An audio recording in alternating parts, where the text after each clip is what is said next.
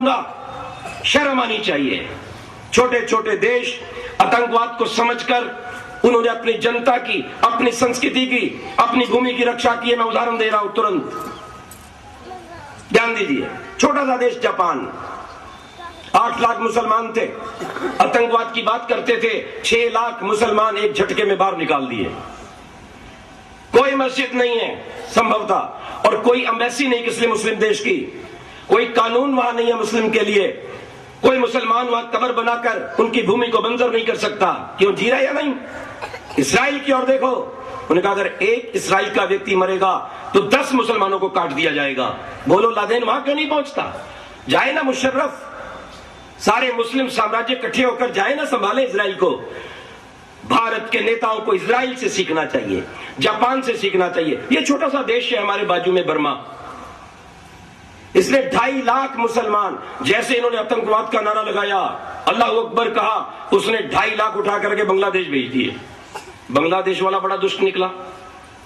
वैसे कुरान के नियम के अनुसार अगर किसी देश से इतने लोग चले जाएं तो उस दूसरे देश को इस्लामिक राज्य वाले को अपनाना चाहिए। इसने नहीं अपनाया, इसने वापस भेजा, जो नहीं गए गोलियों से भून दिया। तो बहुत से मुसलमानों की गोलियों से मारे गए। जो वापस पहुंचे, बर्मा वाले ने भी नहीं रखा, अपना कानून बिल्कुल पक्का कर लिया, वोट का अधिकार समाप्त कर दिया, सरकारी सुविधाओं को रोक दिया। वहां से मुसलमान भागकर मलेशिया आदि चले गए और आधे रास्ते में मर गए। बर्मा शांत, जापान शांत। कंबोडिया को देखिए, कंबोडिया ने सब पादरे कर दिए, सब मस्जिदें तोड़ दी, हज का अधिकार समाप्त, बांगे देने का अधिकार समाप्त, कोई अलग लिपि नहीं है, याद रखना, बिल्कुल शांति। आइए आगे बढ़िए रूस की ओर। रूस को तोड़ने वाले यही थे, ये इस्लामिक गद्दार। आज रूस ने अपने यहां से हजारों मस्जिदों को बुलडोजर फेर के साफ कर दिया है, अनेकों को फांसी पर लटका दिया, गोलियों से भून दिया। कोई मुसलमान वहां उर्दू भाषा के अंदर अपनी भाषा नहीं लिख सकता, अरबी में नहीं लिख सकता, लिखनी है तो रशियन लिपि रहेगी। बिल्कुल ठीक बात है, बिल्कुल ठीक बात है। और केवल 1-2 मस्जिद रूस ने छोड़ी है, किसके लिए? कि जो बाहर से मुस्लिम देश के लोग आते हैं उनको खुश किया जा सके। हाँ भाई, तुम्हारी भी चीज रखी हुई है। बिल्कुल शांति कर दी रूस ने।